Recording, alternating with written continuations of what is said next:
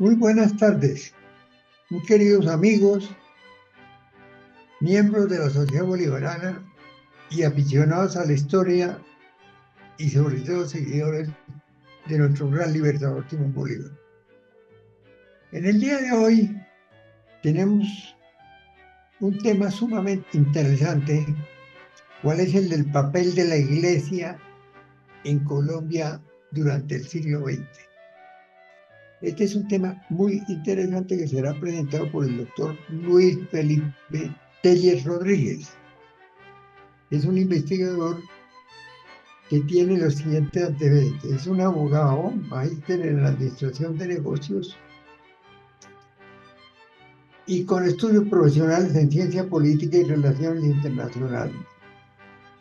Tiene varios diplomados y cursos de alta gerencia. Es miembro de varias juntas directivas y asesor y litigante con experiencia en asuntos corporativos y métodos alternativos de solución de conflictos. Ha sido catedrático, conferencista, columnista, autor de varios libros y sobre la historia de la Iglesia en Latinoamérica y en Colombia durante el siglo XX, publicados en 2017. Miembro correspondiente de la Academia de Historia de Bogotá, miembro correspondiente de la Sociedad Santanderista de Colombia, actualmente miembro principal de la Junta Directiva y secretario general de la misma corporación, miembro del número de la Academia Colombiana de Historia y de la Ingeniería y de las Obras Públicas, actualmente miembro de la Junta Directiva y secretario general de la misma corporación, miembro honorario de la Sociedad Bolivariana de Colombia, cofrade de la Cofradía de la Humildad de Santiago de Compostela y peregrino a Compostela en el Camino de Santiago, en varias oportunidades. Es medio paseador.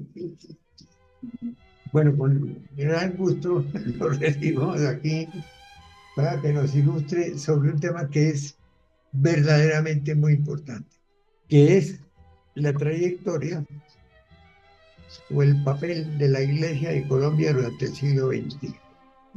Adelante, Luis Martín. Muchas gracias, muchas gracias, señor presidente, don Miguel Santamaría, y por supuesto a todos los demás amigos y colegas que se nos unen en esta tarde, en esta sesión eh, de la Sociedad Bolivariana de Colombia, de la cual honrosamente hacemos parte. Eh, de verdad me alegra mucho volver a encontrarme con ustedes y especialmente con nuestro presidente que ha mantenido muy activa esta venerable institución. A ver, el tema que voy a tratar muy resumidamente, por supuesto que se podría remontar a la época virreinal y claro que también al inicio de la época republicana. Todos aquí somos conscientes y estamos muy enterados de lo que fue la relación del naciente Estado colombiano con la Iglesia Católica, ¿no? Que siempre fue un Estado considerado por el derecho internacional un Estado atípico, porque propiamente no tenía un territorio, pero estaba asociado, como aún hoy, a la Santa Sede, es decir, a la silla donde se sienta el obispo de Roma como gobernante del Estado de la Ciudad del Vaticano y supremo pastor temporal de la Iglesia Católica. Todos conocemos en las constituciones provinciales, como también después en las primeras constituciones de lo que fue la Confederación Granadina, la República de la Nueva Granada y por supuesto de Colombia, de los Estados Unidos de Colombia, después la Constitución de 1886, el interés de tener una relación directa, por supuesto, regulada con la Iglesia Católica. Al final, pues, esto fue el Tratado de Derecho Internacional que se conoce como el Concordato, pero al que tampoco, digamos, me referiré en extenso porque sería otro tema. Más bien es un análisis o una presentación de algunos aspectos de, como decía nuestro presidente, de la trayectoria política, social que ha tenido la Iglesia Católica en su relación con el Estado colombiano durante el siglo XX. por supuesto que habría que mencionar que antes de la vida republicana y por supuesto durante ella, la Iglesia Católica fue la responsable de la educación, de la instrucción y de la organización de lo que fue precisamente los incipientes municipios y después las ciudades. Todas las ciudades se organizaron en torno a las plazas, que inicialmente fueron por regla general dedicadas a San Juan, después los barrios se fueron edificando en torno a las plazas de las parroquias de cada sitio. Y bueno, así creció un poco nuestro país y los demás países, por no decir del mundo, digamos al menos de América Española. Bien, la ventana de observación, como ya lo decía nuestro presidente, es desde el año 1900 hasta el año 2000, es decir, son los últimos 100 años prácticamente de nuestra vida republicana, lo cual plantea también un problema porque las fuentes de las cuales podemos nutrirnos no son como las de otras épocas, que en su mayoría tienden a ser documentos oficiales, sino básicamente tenemos eh, relatos de excepción y textos publicados en el tiempo reciente, que como decía el papá de un amigo, don Manuel Pachón, el problema de los últimos 50 años es que es solamente periodismo. Muy bien. Tesis. Mostrar cómo la Iglesia colombiana ha sido artífice de la educación en nuestro país, al mismo tiempo que un instrumento político asumido por sus miembros y utilizado por los agentes de la política colombiana para la consecución de sus fines. Punto primero. La regeneración y el republicanismo. Un debate entre conservatismo y liberalismo. Luego de la época hispánica o virreinal, que como digo, fue entre 1499, instalación de la primera junta, y 1810, grito de independencia, Colombia transitó por un proceso que se puede denominar de búsqueda de la nacionalidad y, por lo mismo, de su identidad.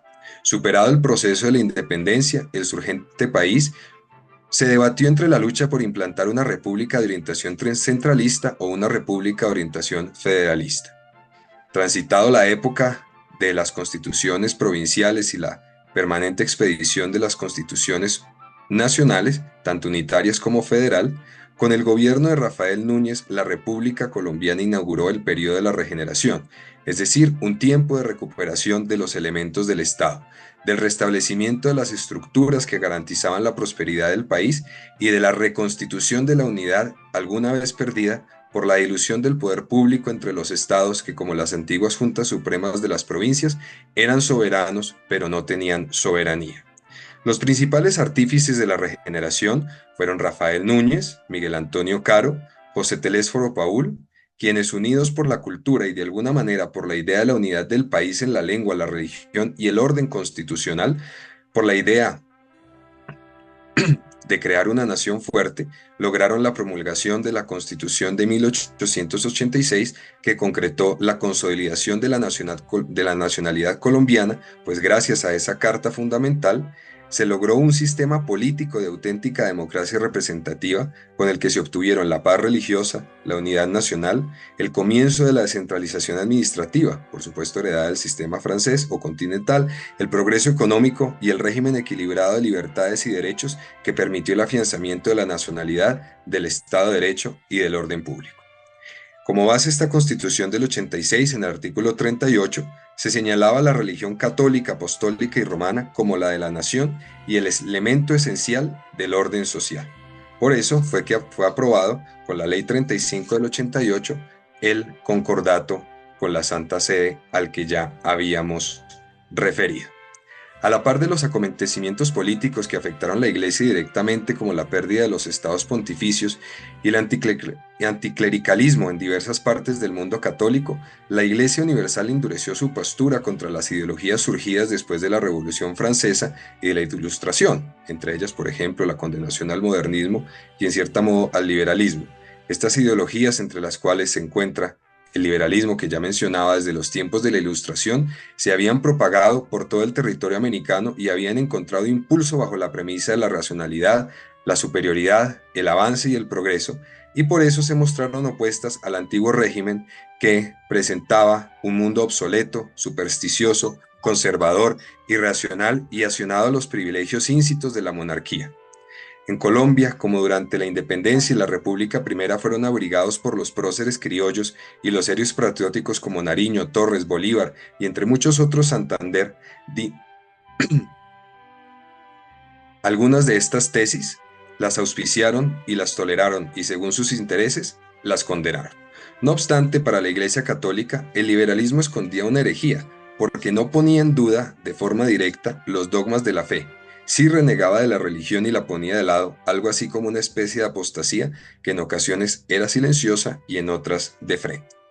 A finales del siglo, cuando había parecido que el país por fin había logrado salir de las disputas políticas, en octubre de 1899, a causa de la insurrección liberal de Paulo Emilio Villar en Santander, Juan Francisco Gómez Pinzón en El Socorro y Benjamín Herrera en Cúcuta, la República se sumió en la Guerra de los 1000 días, consistente en una serie de enfrentamientos, como ya sabemos, ocurridos entre el 17 de octubre de 1899 y el 21 de noviembre de 1902 por la resistencia de los liberales a acatar el imperio de la Constitución de 1886.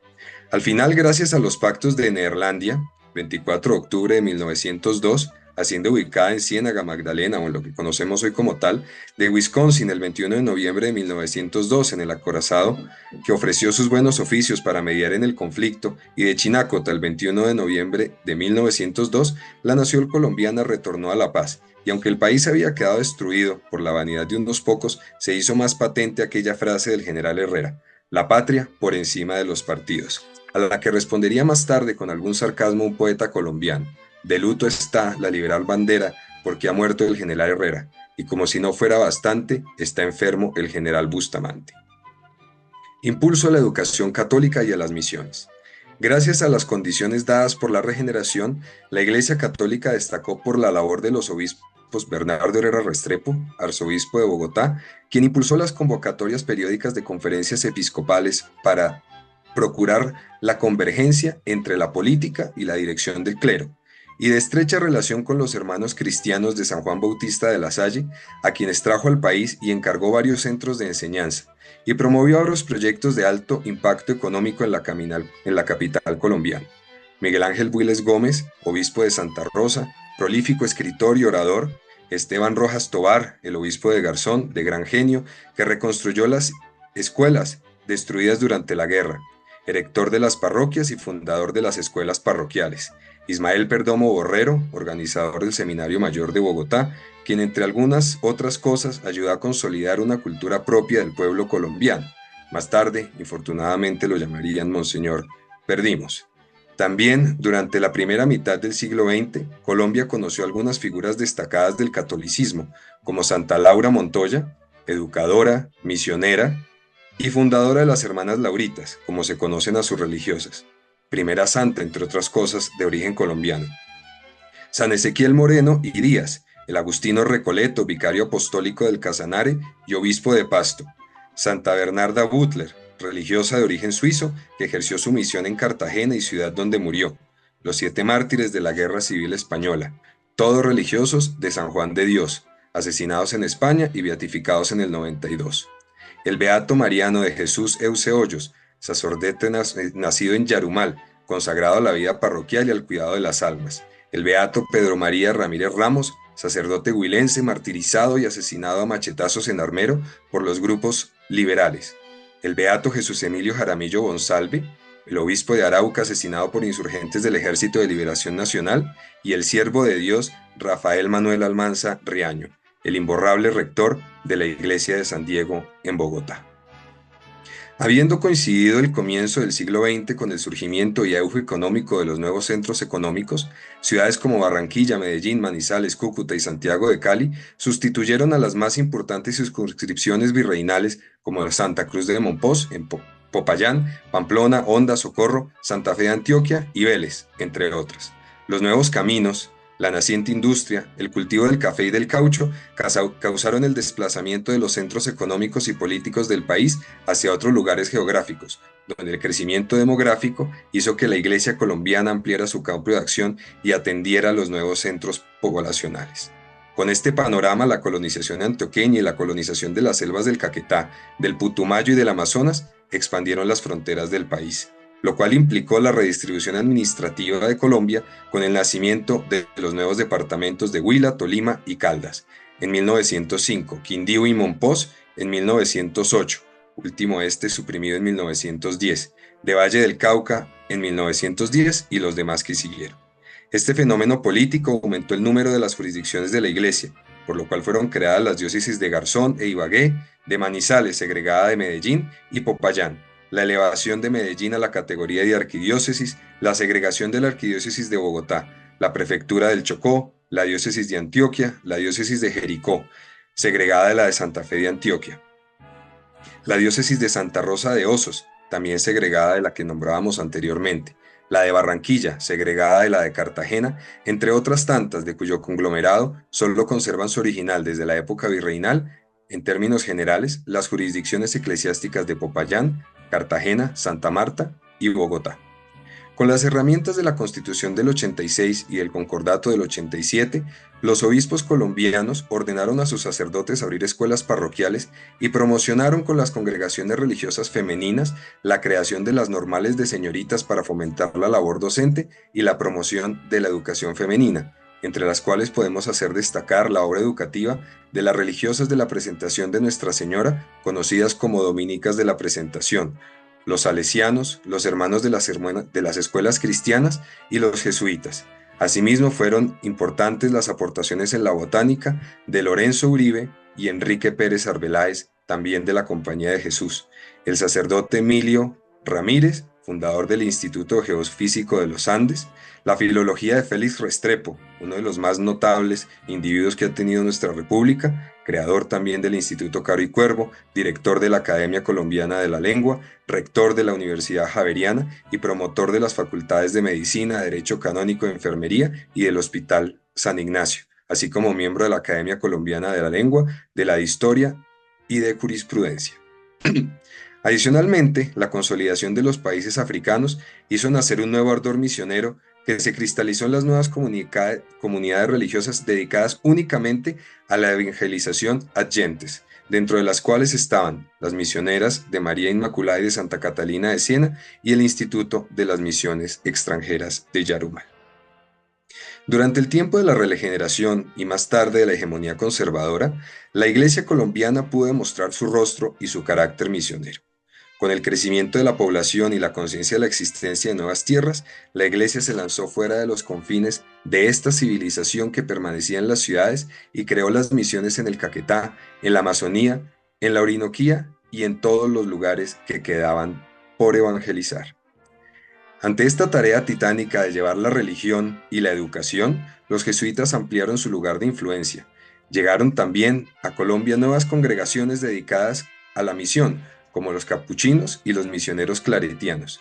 Se fundaron los misioneros javerianos de Yarumal, las hermanas misioneras de Santa Teresita del Niño Jesús, las hermanas misioneras de María Inmaculada, como ya decía, y adicionalmente se encontró la congregación de las hermanas de la Providencia y de la Inmaculada Concepción de Champion, en Bélgica, que llegaron en 1907 y fundaron el Colegio de la Sagrada Familia en Santiago de Cali, y después, por el gobierno departamental, extendieron la instrucción hacia los municipios de Guapi, Ginebra, La Unión, Pereira, Chinchiná, Guática, Medellín y Bogotá, donde implantaron por primera vez en Colombia el método Montessori. El siglo XX. El siglo XX en Europa puede ser considerado como una época de adelantos técnicos e industriales a la vez que de sucesos bélicos. No me detendré mucho en este contexto, pero avanzaremos un poco hacia lo que fue la movilización social en el continente. Surgieron algunos movimientos políticos de derecha que pretendieron hacer frente a la creación de los partidos comunistas enmarcados dentro de la democracia cristiana, cuya mayor pretensión fue plantear una tercera vía entre el comunismo y el capitalismo mundial. Este intento de contener el avance del comunismo en el continente provocó una reacción contraria a los movimientos sociales y los llevó a una radicalización que podríamos llamar marxista. Esta mayor polarización condujo a los gobiernos demócratas hacia comportamientos dictatoriales de persecución y represión como los vividos en Centroamérica y el Cono Sur. Incluso surgieron movimientos católicos, conservatistas, de orden laical, como la Acción Católica que promovió Pío XII, o la Sociedad Brasileña para la Defensa de la Tradición, Familia y Propiedad, la TFP, que requería reflejar los fundamentos de la doctrina social de la Iglesia con una clara orientación de derecha que fundó Plinio Correa de Oliveira. Y se extendió no solamente por los países de América Latina, sino llegó incluso a Estados Unidos, a Canadá y a casi la totalidad de Europa. Ruptura histórica con el Concilio Vaticano II. El Concilio Vaticano II es por mucho el acontecimiento más relevante dentro de la Iglesia en el siglo XX. Se aprovechó tanto de la situación política como del estado parsimonioso y apologético que vivía la Iglesia Católica durante esos años para cambiar el enfoque de un acontecimiento eclesial como este en pro de pensar el mundo y el papel de la Iglesia en él. Se trató de un hecho histórico decisivo, porque para quienes participaron en el concilio fueron momentos de aprendizaje muy intenso. Un poco lo que decía el Papa Juan XXIII y después el Papa Pablo VI era abrir las puertas y las ventanas de la Iglesia al próximo milenio. Dentro de este clima teológico y al mismo tiempo sociológico, surgió la teología de la liberación, subdivisión de la teología como una forma particular de hacerla, que, acentuando elementos preponderantes como la opción de los pobres, asumió históricamente diversos énfasis dentro de una amplia doctrina.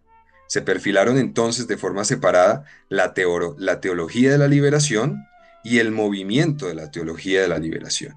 El primero, una corriente de reflexión teológica, y el segundo, el movimiento de la teología de la liberación, como un grupo de presión radicalmente apegado a la reflexión teológica que promovía reformas políticas. Dentro de lo que se podría llamar teología no escrita, surgió la figura de Camilo Torres Restrepo y de otros sacerdotes que terminaron prácticamente en la subversión. También a los inculturados que terminaron viviendo como los pobres de los pobres, aunque muchas veces esto solamente fuera una falacia para ganar popularidad. Relevante, por supuesto, fue el movimiento de Golconda, llamado así porque en 1968 se reunieron 60 sacerdotes en la finca del mismo nombre en Biotá, Cundinamarca, acompañados por el entonces obispo de Buenaventura, Gerardo Valencia Cano, preocupados por la realidad de explotación de las clases menos favorecidas, pero no del anuncio evangélico que como sacerdotes les correspondía. La duración del grupo fue extremadamente corta, pues a la muerte del obispo de Valencia Cano en el 72 se dispersó el grupo de sacerdotes, aunque algunos otros de sus manifiestos habrían de surgir entre el clero colombiano, como el manifiesto del Ocaso, sin ninguna resonancia e influencia importante. Segunda mitad del siglo XX. La segunda mitad del siglo XX estuvo marcada en América Latina por la lucha abierta entre el comunismo y el capitalismo, que ya anticipábamos. La década del 60 permitió el triunfo de los grupos de izquierda como en Cuba, por ejemplo, donde Fidel Castro había asumido el poder desde 1959. Con la concomitante respuesta de los sectores conservadores latinoamericanos, ligados a la reacción antiliberal y antipositivista ocurrida en Europa para contrarrestar la influencia de los brotes comunistas en América Latina. No obstante, estas discusiones, tanto de la Iglesia como dentro de la política, tuvieron su peor escenario durante la década del 70, cuando las dictaduras, habiendo asumido los valores conservadores de la tradición, iniciaron una cruenta persecución en contra de cualquier sistema político o ideológico distinto, principalmente si era comunista. Relación entre la Iglesia y el Estado de Colombia. En general, la realidad política y social en Colombia durante gran parte del siglo XX no puede ser entendida sin la lucha entre el Partido Liberal y el Partido Conservador, muchas veces guiada por el revanchismo y no solo por la consulta del bien común. Ambos partidos, aunque pudiera parecer una contradicción, tenían entre sus rasgos característicos determinadas posturas sobre la religión. El conservador consideraba como un pilar importante el orden social, y por ello creía en la religión, y el liberal, según el momento, como un elemento retador del desarrollo general. El Partido Conservador, durante algún tiempo fiel a sus bases, defendía con precisión esta consigna del Manifiesto de 1849. El Partido Conservador es el que reconoce y sostiene el programa siguiente: la moral del cristianismo y sus doctrinas civilizadoras contra la inmoralidad y las doctrinas corruptoras del materialismo y del ateísmo. A su turno, a este mismo respecto, con algún tipo de sátira, el Partido Liberal proponía: ¿qué es lo que quiere el Partido Liberal? ¿Cuáles son sus deseos? ¿Cuál es la teoría que él quiere ver realizada? Fácil es la contestación. El Partido Liberal quiere que no se adopte la religión como medio para gobernar. Las dos potencias deben girar independientemente, cada una dentro de su órbita, pues cada una tiene su objeto y su fin distintos. En efecto, el Partido Conservador se caracterizó por su cercanía a la Iglesia Católica y a sus valores, y el Partido Liberal destacó por el fomento del nuevo orden social, laicista, separado de toda religión. Como es bien sabido, a partir de la Constitución del 86, e inspirada en los principios del movimiento de la regeneración, Colombia empezó a considerarse como un país eminentemente católico. Esta concepción de pertenencia al catolicismo hizo que la Iglesia colombiana estuviera marcada por un fuerte acento conservador, amparado en gran medida por el beneplácito estatal. No obstante, a finales de los años 50, Colombia, luego de la caída de la República Liberal, que había iniciado en el 30 con el gobierno de Enrique Olaya Herrera y había culminado en el 46 con el gobierno de Alfonso López Pumarejo, y del recrudecimiento general de la violencia, sobre todo con las guerrillas comunistas, comenzaría a vivir un periodo, por así llamarlo, de regeneración conservadora, o mejor, un proceso de recuerdo de los principios conservadores que implicó también una radicalización de la sociedad hacia los valores cristianos. Tras la muerte de Jorge Eliezer Gaitán en el 48 y la aparición de las guerrillas de corte marxista, se abrió paso al gobierno del general Gustavo Rojas Pinilla, del 53 al 57.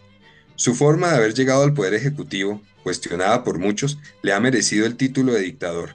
Empero, el único dictador que tuvo Colombia fue el célebre y libertador, don Simón Bolívar, quien al haber emitido el decreto orgánico del 27 de agosto del 28, que serviría de ley constitucional al Estado hasta el año de 1830, se revistió de las facultades propias para reunir en su persona todas las facultades del Estado liberal moderno: legislar, ejecutar y juzgar. En contraste, durante el gobierno de Rojas Pinilla, aunque pudiera parecer objetable, lo que en verdad ocurrió fue que se mantuvo la suspensión permanente de las sesiones ordinarias del Congreso, que había ordenado el presidente Mariano Spira Pérez por el decreto legislativo 3520 de 1949, y la manera en que el mismo Rojas Pinilla se sirvió de la Asamblea Nacional Constituyente, la misma que había gestado el presidente Laureano Gómez Castro para legitimar su ascenso al poder a través del acto legislativo primero del 53, declaró: la Asamblea Nacional Constituyente declara que es legítimo el título del actual presidente de la República, el teniente general Gustavo Rojas Pinilla, y quien ejercerá el cargo por el resto del periodo presidencial en curso. El gobierno de Rojas Pinilla, mejor considerado, fue más el tiempo de una forma de gobierno distinta a la democracia, que un periodo de represiones y faltas a los derechos humanos, como sí sucedió en otros países de Latinoamérica. Además, el gobierno de Rojas, para todos es sabido, recibió en su momento la aprobación de la mayoría de los colombianos. Luego de los pactos de Benidorm y de Sitges, renunció al ejercicio del gobierno el general Rojas Pinilla y recayó en la Junta Militar, la suprema dirección de la nación, hasta que se normalizara la democracia por la elección popular del presidente de la República. Ocurrió entonces el Frente Nacional. En 1974, avanzando un poco, fueron elegidos presidentes el liberal Alfonso López Michelsen y en 1978 el liberal Julio César Turbay Ayala. Contrario a lo que se esperaba de ellos, sus gobiernos no fueron lo mejor en la propuesta de la economía y se distinguieron por haber sido en cierta medida inútiles para contrarrestar el avance de los grupos guerrilleros, los cuales tomarían fuerza durante el tiempo y llevarían al país al caos y a la violencia armada. Otros asuntos pendientes. Ahora bien, un hecho que no se puede dejar de mencionar es el vergonzoso evento de la caja vocacional, ocurrido a finales de la década del 80 y que unía a dos importantes personajes de la vida nacional: el sacerdote Abraham Gaitán Maecha y el banquero Jaime Michelsen Uribe, quienes se conocieron a principios de la década de los 60. La Caja Vocacional de Colombia, respaldada por el obispo de Tunja, Ángel María Ocampo, y dirigida por Abraham Gaitán Maecha, hermano del entonces ministro de Justicia, Bernardo Gaitán Maecha, fue un banco de ahorro y préstamo que funcionó bajo los auspicios de la Conferencia Episcopal Colombiana del 68 al 86 y que anunciaba como fundación nacional de la misma conferencia para el fomento, cultivo y conservación de las vocaciones eclesiásticas y religiosas. La idea de la caja vocacional consistía en que los fieles, ahorradores o inversionistas, transfirieran a esta entidad dinero a título de mutuo oneroso, lo que se llama préstamo de interés, de forma que se atendiera a la educación de los futuros sacerdotes y religiosos, así como que sus usuarios recibieran la contraprestación dineraria correspondiente. No obstante, la caja vocacional, sin ser entidad financiera porque no estaba sometida a la superintendencia bancaria de su momento, comenzó a captar dinero del público y sin ser corredora de finca raíz, comenzó también a negociar inmuebles, las cuales, llevadas de forma simultánea, eran actividades prohibidas a todas las demás entidades captadoras. Eran actividades prohibidas, salvo que fueran entidades captadoras de ahorro público en el país, autorizadas, como digo, por la superintendencia bancaria. Un tiempo más tarde, la caja vocacional entró en cesación de pagos, el 14 de octubre de 1986, por lo cual en el 87 iniciaron las investigaciones judiciales y administrativas contra la caja vocacional. Las conclusiones obtenidas por la Superintendencia de Control de Cambios eran esperables, pero también espantosas. Varios obispos que disponían de información privilegiada retiraron 80 millones de pesos 3 meses antes de que la caja suspendiera sus pagos. Para que la iglesia no fuera la principal perjudicada, como afirmaron los mismos obispos, ya que sus dineros no sumaban ni el 10% de los 2.300 millones del fondo vocacional. Y entre otras más, que el activo disponible era definitivamente impotente frente al desmesurado crecimiento de las obligaciones. Ahora, merece en este momento una especial mención al caso de Pablo Escobar y el presbítero Rafael García Herreros. Luego de la Operación Casa Verde, el gobierno de César Gaviria logró la desmovilización de varias guerrillas como el Ejército Popular de Liberación, del Movimiento Armado Indígena Quintín Lame y de una parte del ELN. No obstante, con relación al fenómeno del narcotráfico, Colombia vivió el recrudecimiento de la guerra a causa de la presión de Pablo Escobar y del llamado Grupo de Extraditables, quienes idearon y ejecutaron el secuestro de periodistas para presionar al recién elegido mandatario de forma de que se retractara de la extradición de colombianos a Estados Unidos. No obstante, como la redacción original de la Constitución del 91, su artículo 35, había prohibido la extradición, Pablo Escobar se entregó a las autoridades. Luego del evento de la catedral, el gobierno nacional ordenó el traslado de Pablo Escobar a una prisión militar, de la cual este jefe de la mafia se fugó. Momento en el cual intervino el controvertido Rafael García Herreros, quien por su propia iniciativa, pero también a pedido del gobierno, se reunió con Pablo Escobar para pedirle que regresara a la cárcel y se sometiera a justicia. García Herreros, recordado por la obra del Minuto de Dios, construyó casas y barrios. Un ejemplo de esto fue la Hacienda El Corazón, ubicada en la circunscripción de Medellín, que Pablo Escobar, luego de haber ordenado el homicidio de 500 policías a manos de sus sicarios, regaló esa finca a García Herreros para obras sociales, tal como él reconoció en el mismo programa del Minuto de Dios, a comienzo de los años 90, y que el mismo sacerdote aceptó en nombre de los pobres, pero que después tuvieron que regresar. Lo más preocupante consistía en que García Herreros había defendido públicamente a Pablo Escobar cuando difundió el cuento infantil en el que describía a Escobar como un pajarito, al presidente de los Estados Unidos como el rey del país del lejano norte y a él mismo como el enano muy viejo que lo protegía. Un pajarito amarillo y negro hacía mucho bien, porque robaba monedas de oro y por la noche las repartía en los ranchitos de los pobres, y vendía también un trigo blanco que hacía dormir profundamente a las personas. Pero había un rey que vivía en un país lejano que mandó que mataran al pajarito, y un enano muy viejo lo escondió bajo su ruana blanca, de manera que nadie podía encontrarlo. Conclusión.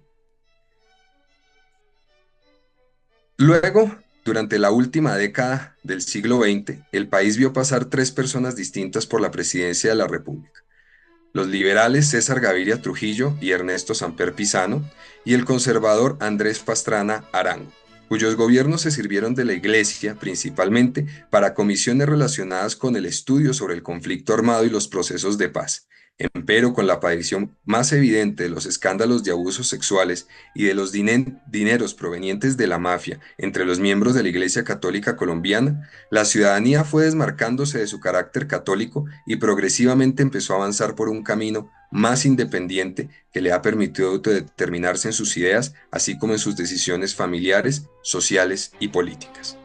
Los últimos 100 años de la historia de la Iglesia Católica en Colombia y los mismos últimos 100 años de historia de Colombia como país hacen notar los cambios de la sociedad y de la Iglesia misma, marcados por la intensificación exponencial de la velocidad en la difusión de la información, lo que ha hecho que la historia de nuestro país solo pueda ser entendida dentro de un contexto regional y mundial, pues ya no está aislado en la cordillera, sino está inserto en el mundo.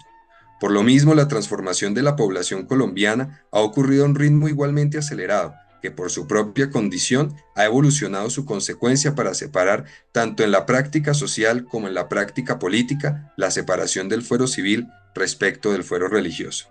Asimismo, si bien es cierto que las bases de la educación civil o laica se encuentran en la educación religiosa, no es menos cierto que el surgimiento de propuestas separadas a la instrucción eclesiástica han hecho perder relevancia al papel de la Iglesia como agente determinador de los procesos políticos.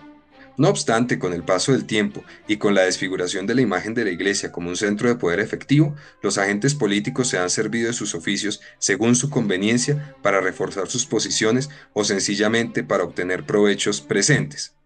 Esto ocurrió, por ejemplo, en la última contienda electoral, cuando los candidatos, antes que buscar presentar propuestas de gobierno, estaban preocupados, por ejemplo, por una entrevista con el Papa Francisco o en una entrevista con el arzobispo de Bogotá.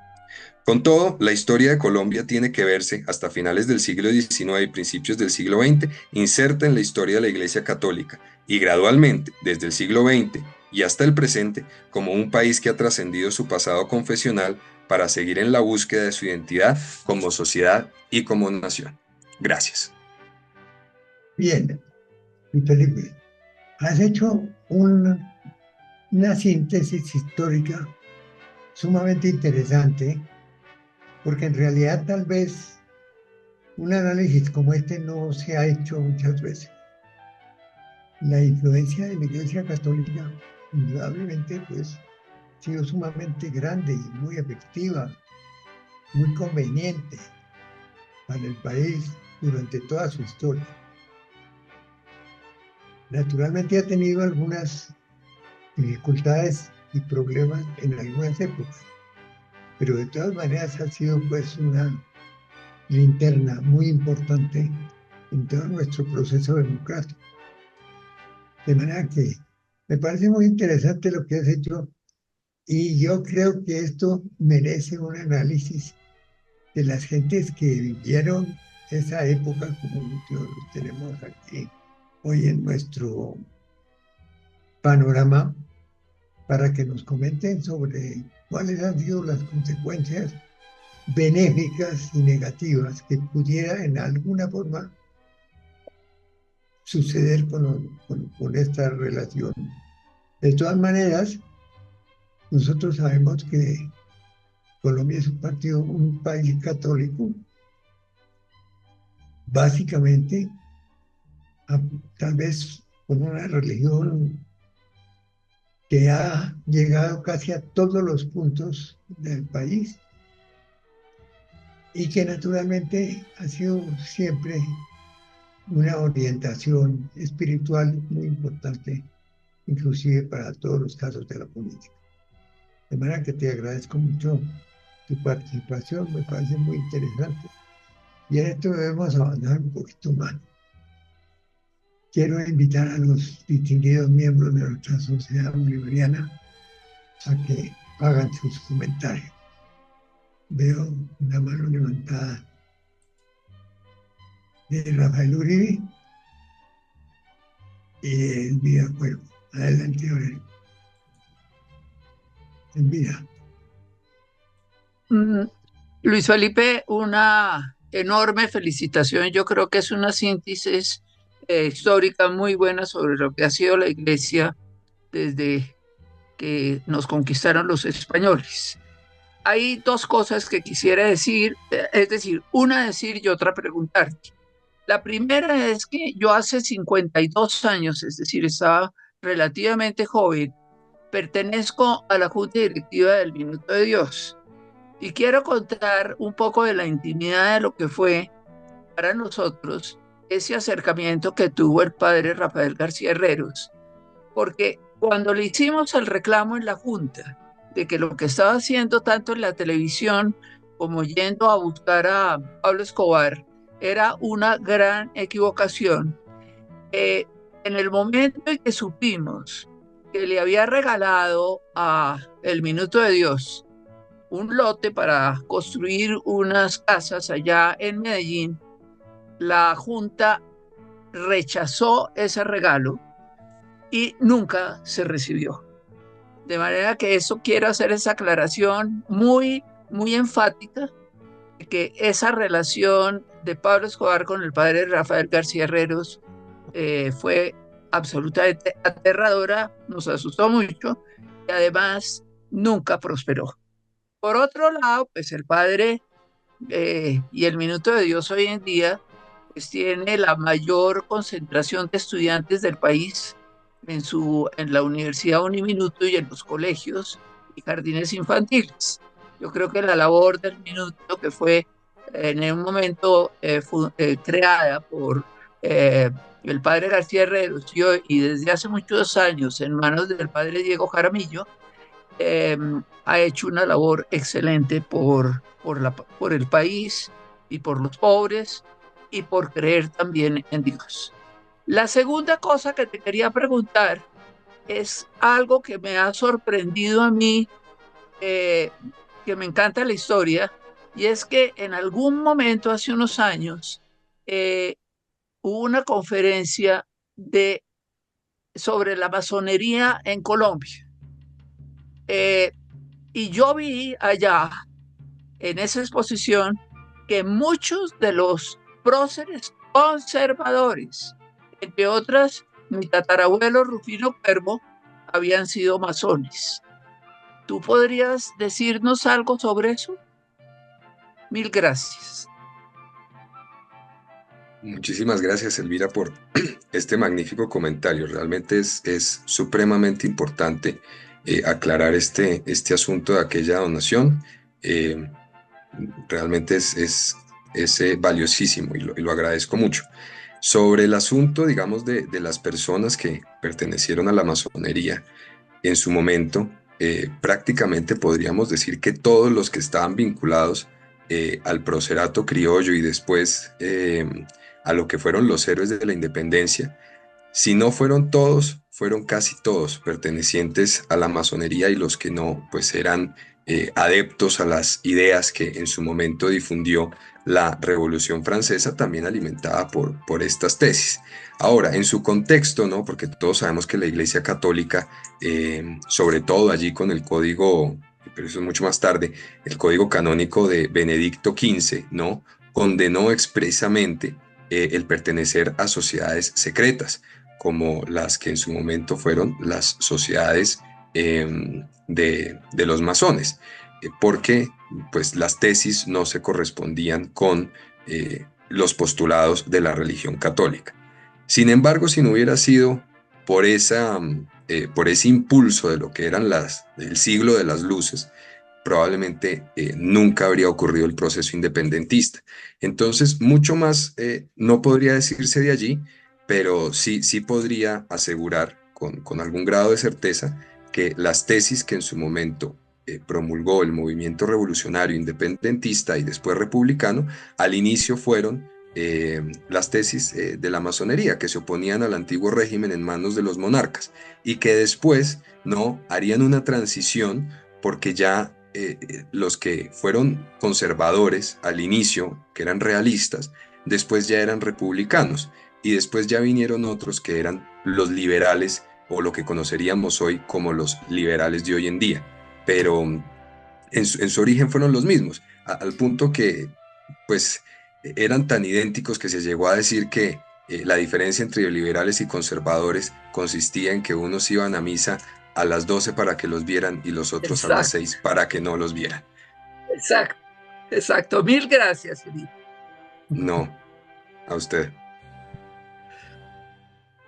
Rafael, Buenas tardes. Rafael Muchas Uribe. gracias, doctor Luis Felipe. Me pareció muy interesante su explicación y su conferencia. Y quiero hacer algunas menciones aquí, para lo cual, primero que todo, declaro que soy católico, creyente, practicante de misa diaria, inclusive. Eh, y, pero quiero hacer dos aclaraciones. Respecto a Monseñor Ezequiel Moreno, obispo de Pasto, hoy santo de la Iglesia.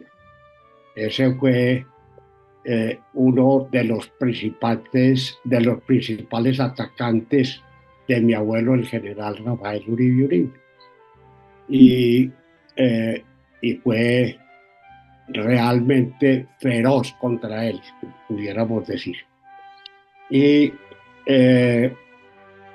de ahí nació un folletico que publicó el general Uribe que se llama De cómo el liberalismo colombiano no es pecado, en que hace una clara descripción de lo que es el liberalismo y lo que es el conservatismo, y que él lo que estaba proponiendo era únicamente la separación de la Iglesia y el Estado, pero que respetaba profundamente la Iglesia Católica.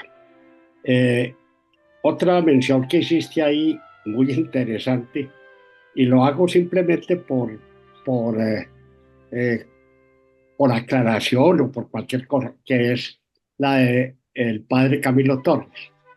Resulta que yo fui miembro de la Junta del INCORA y a mi lado izquierdo se sentaba Camilo Torres y a mi lado derecho el doctor Álvaro Gómez Hurtado.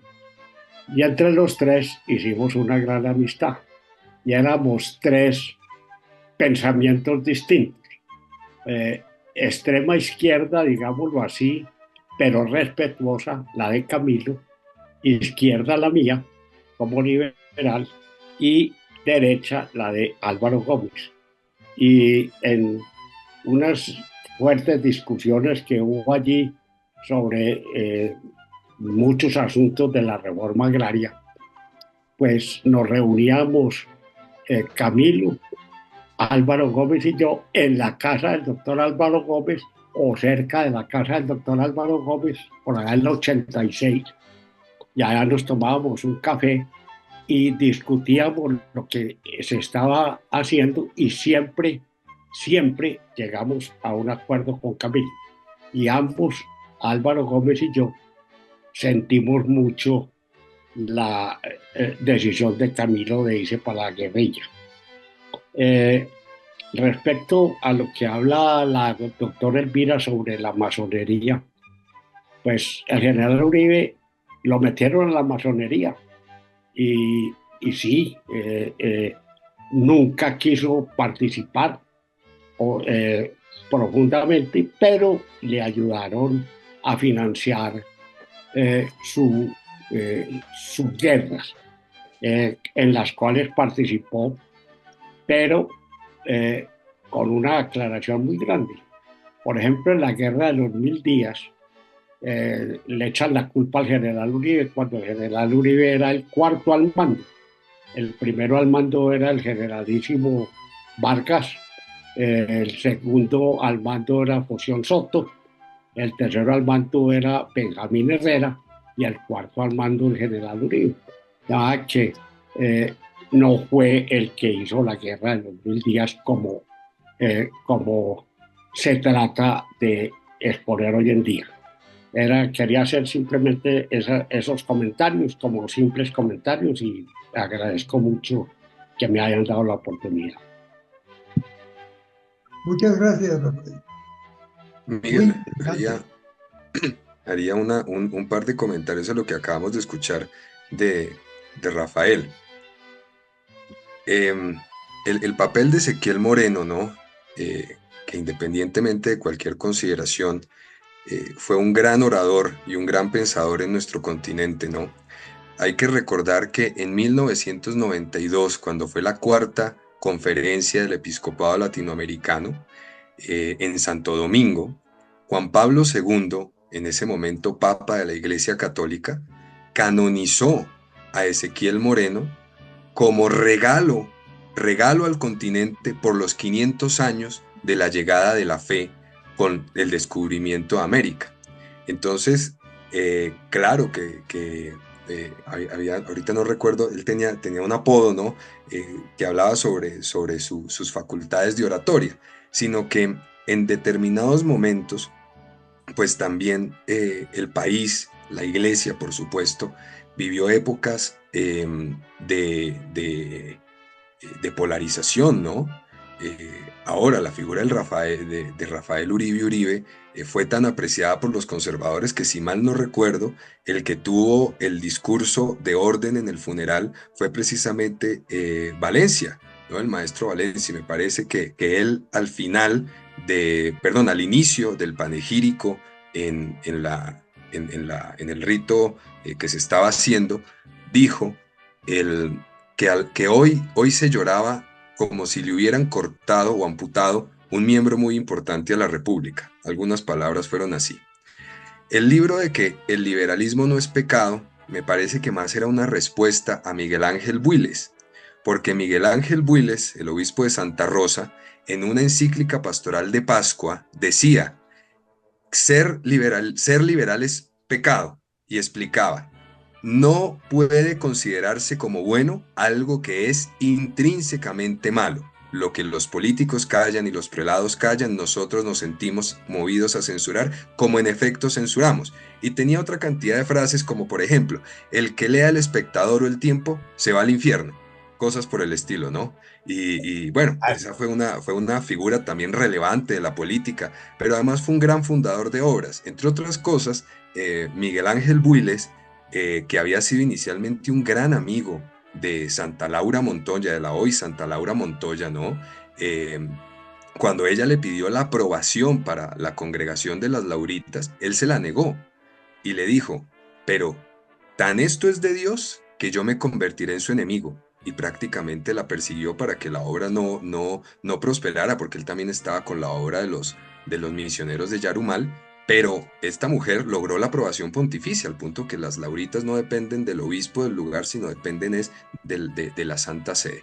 Y finalmente, sobre un aspecto de lo que fue Álvaro Gómez Hurtado, ¿no? Hay que recordar que cuando pues murió, ¿no? Cuando fue asesinado,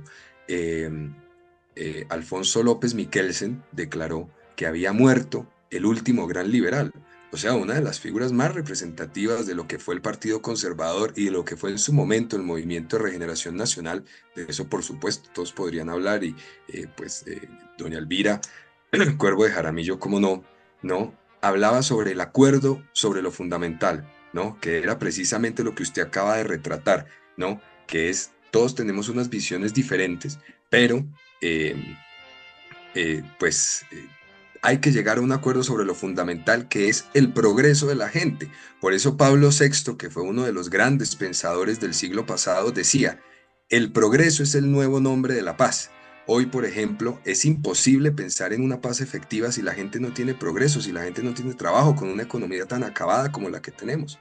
Y finalmente, para rematar este comentario de ahorita, yo también tengo que declarar que soy católico, apostólico y romano. Soy un fiel creyente, no, además jacobeo, en fin. Entonces, sobre todo, lo que me inspira es la fe en Dios y en la Virgen Santa.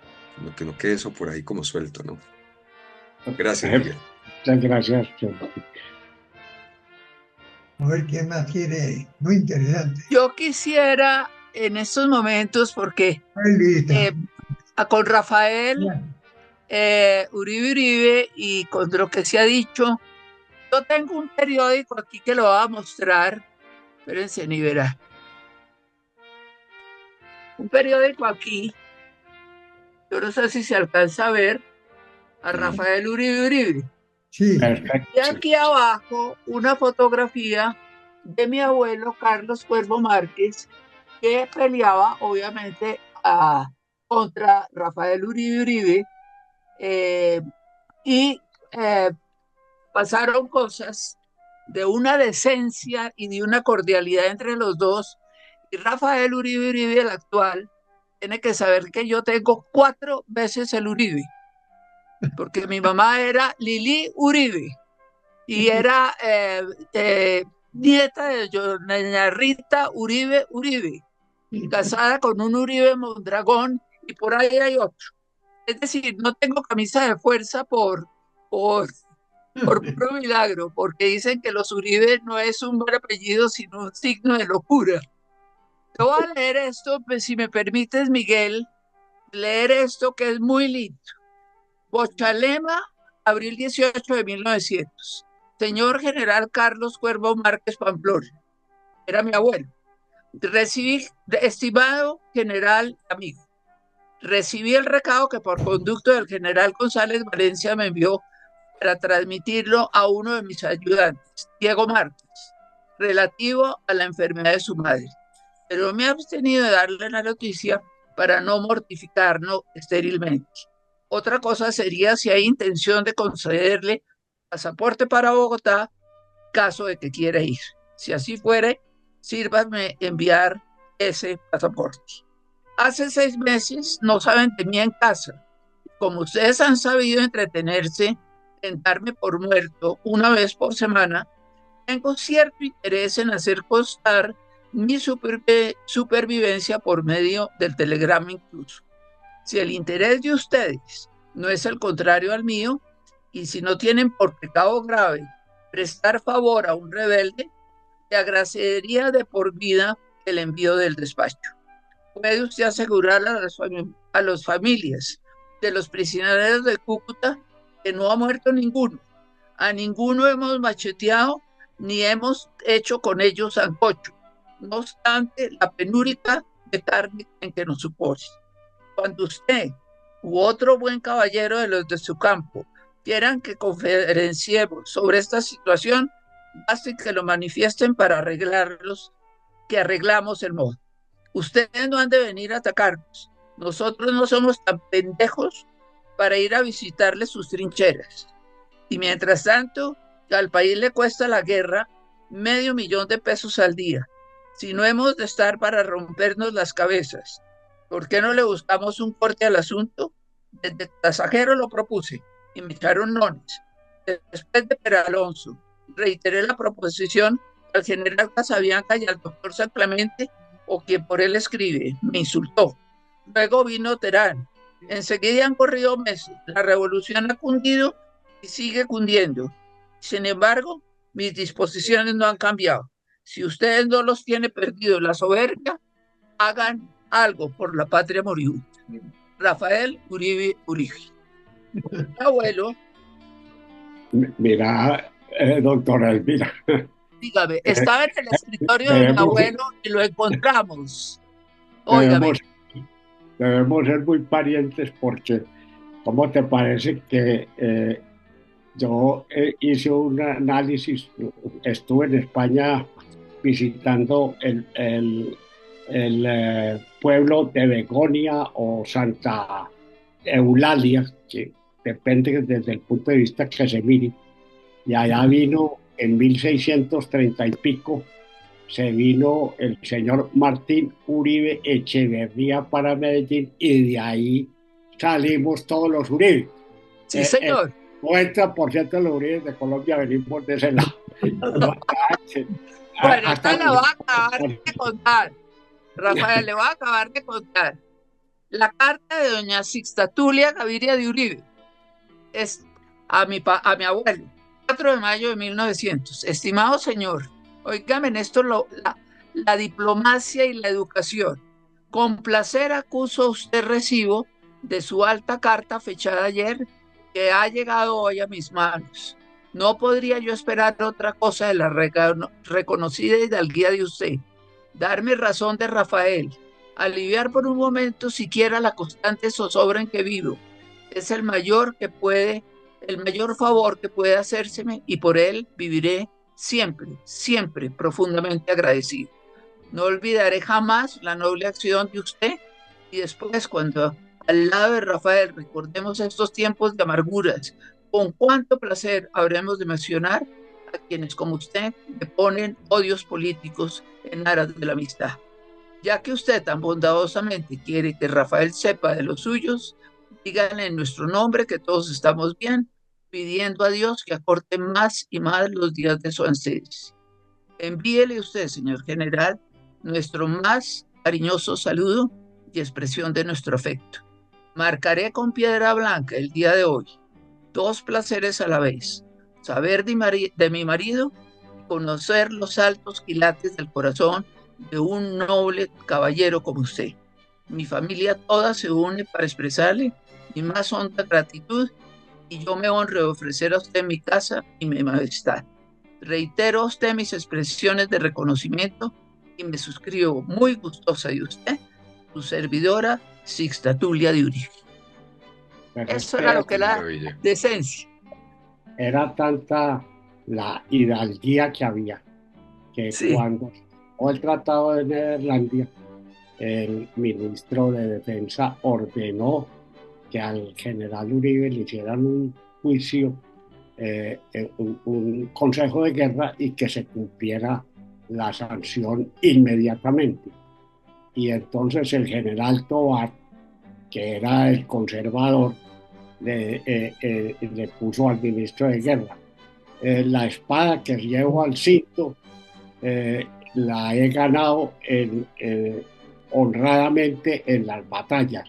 La prefiero romper sobre mi rodilla que derramar la sangre mal derramada, eh, algo así, y por ahí termina. bueno, esto es unas reliquias que están en carta, sino que esto hicimos una exposición en el Museo Nacional y sacamos el periódico, pero el encontrar esto, como ratones de biblioteca, nos metimos a hurgar el escritorio de mi abuelo y, bueno, no saben las joyas, un plano del puente de Pandi hecho por Agustín Codazzi, eh, cartas de Reyes a mi abuelo, del general Reyes, unas cosas maravillosas sobre la historia de nuestro país, pero donde primaba la decencia, cosa que hoy en día poco. Mil gracias. Gracias, señorita. A ver, pum, pum. Primero para felicitar al conferencista porque verdaderamente un tema Cambiamos el tema. Qué pena que cambiamos el tema. como dijo, no lo entendí. Bueno, quería felicitar al conferencista porque para mí es un tema muy importante. En el día de hoy hay que acompañar primero al presidente nuestro Miguel Santamaría y segundo el tema religioso que para mí es lo más importante en mi vida. Pero no alcancé a captar la parte que usted habla sobre el doctor Jaime Mikkelsen y algún otro personaje que usted habló durante su conferencia. Si me lo quiere explicar un poco, si es tan amable, le agradecería muchísimo en relación con el minuto de Dios. Gracias, María Paulina. Son dos situaciones diferentes. La del minuto de Dios, que digamos ahí estaba eh, aludiendo a la relación que en su momento existió entre Rafael García Herreros y Pablo Escobar, y la otra, que es la de Abraham Gaitán Maecha, que fue el director de la Caja Vocacional. Según tenemos entendido, fue don Jaime Mikkelsen, pues un hombre admirablemente inteligente, eso nadie lo puede discutir. Además, un hombre de unas capacidades personales que, bueno, después, bueno, todos conocemos esa historia, no vamos a entrar en eso. No, sí, sí, señor. Entonces, porque pasan muchas cosas ahí, ¿no? Que también algún día se podrían comentar. Pero entonces él le dio la idea de, o al menos Abraham Gaitán Maecha habría entendido de él la idea de que la caja vocacional podía funcionar como un banco. Entonces, pues la caja vocacional terminó siendo un fondo de ahorro, que realmente lo que quería era recibir donaciones para financiar la educación de aspirantes al sacerdocio, a la vida religiosa, y resultó recibiendo donaciones, pero más que donaciones era préstamos de dinero de ahorradores por un interés que tenían que devolverle. La organización El Greco, por ejemplo, fue una de las más famosas de su momento, auspiciada por él, pero que con base en un concepto que él decía que tenía de la superintendencia bancaria, podían funcionar de esa manera, pero todos sabemos que la captación de recursos del público en Colombia, como en todos los países, está reservada a las entidades bancarias, es decir, a los bancos, a las entidades de financiamiento. Y precisamente eso llevó a la intervención de la caja vocacional, que también fue otro evento supremamente desafortunado. Abraham Gaitán Maecha, cuando llegó la delegación de la superintendencia a intervenir y a tomar posesión de las oficinas y de los activos de la caja vocacional, desafortunadamente no habían llevado los funcionarios ni los papeles ni los instrumentos para poder tomar digamos, las declaraciones del momento, y entonces le pidieron a Abraham Gaitán Maecha que por favor les prestara el teléfono para comunicarse con la superintendencia en el centro de Bogotá, y él les respondió claramente no, porque no le presto el puñal a mi enemigo. Y entonces dicen que él mismo cortó el cable del teléfono que había en esa oficina. Después, cuando entraron los acreedores a reclamar y el gobierno trató de intervenir, la conferencia episcopal eh, simuló la venta de la sede que estaba en garantía, e incluso en ese momento Pedro Rubiano Sáenz, cuando lo entrevistaron, eso está en una entrevista, respondió que eso había ocurrido para que no embargaran la sede, y muchas personas perdieron allí sus ahorros, pero era porque Abraham Gaitán Maecha había cambiado la práctica de lo que debía ser la caja vocacional, no como lo que era para recibir los auspicios para estas aspirantes a la vida religiosa, y la había vuelto era un banco sin tener la autorización ni el respaldo para ello. Muchas gracias, muy amable. Bueno, magnífico ha sido esta intervención de varios miembros sobre temas sumamente interesantes que nos conmueven a todos. De manera que invito a ver quién más quiere hacer alguna alusión a lo que estamos oyendo tan interesante.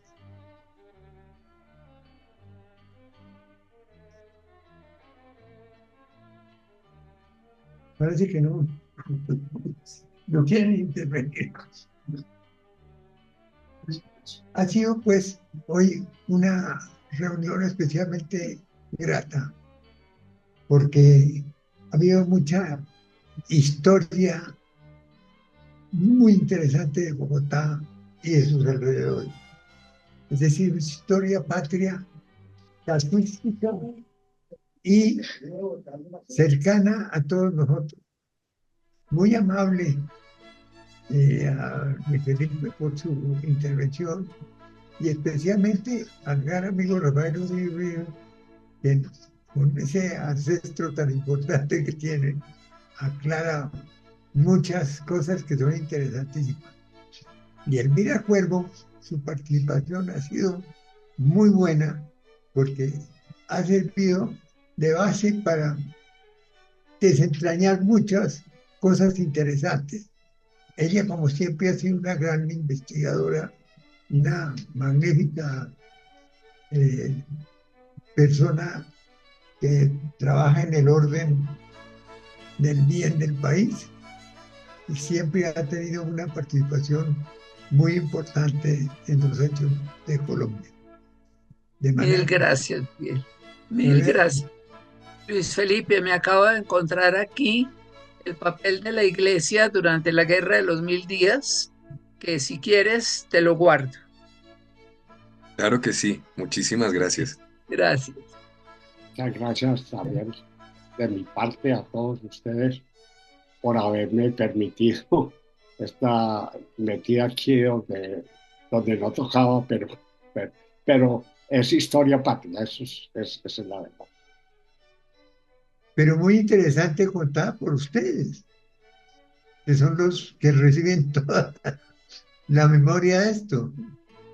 Interesantísimo. Mira, tengo unos archivos muy interesantes originales del general Uribe. Tengo más o menos unas 6.000 páginas y eso la volví 6 libros, que los tengo publicados en Amazon y se han vendido bastante bien. Una maravilla. Muchas gracias. Gracias Bueno, a ti, Miguel, de verdad, y a todos los que han intervenido por la oportunidad de nuevo y que cada vez nos hace sentirnos más honrados de pertenecer a esta institución que de verdad preside usted con tanto dinamismo y sí, con tanta hidalguía. muchas gracias. Muchas gracias. Muy agradecido con todos ustedes por la reunión de hoy, que ha sido verdaderamente iluminante, porque el saber un poco de cosas que siempre han permanecido ocultas, porque son los recuerdos personales de cada uno y de sus familias, que son la esencia de la historia. Entonces, yo les agradezco muchísimo su participación y sobre todo tendremos en cuenta para difundir esto, para aclarar los puntos que son un poquito oscuros de nuestra historia. A ver, el coronel Mario, ¿quiere decir algo? Gracias, no, muy amable. Bueno, entonces con esto les agradezco muchísimo su participación. Esperamos que nos sigan acompañando los jueves en estas tertulias tan importantes que ya llegan hasta los 1.000 escuchantes. De verdad que esto no es ninguna tontería. Muchas gracias por su presencia y que pasen una tarde muy agradable y una noche tranquila.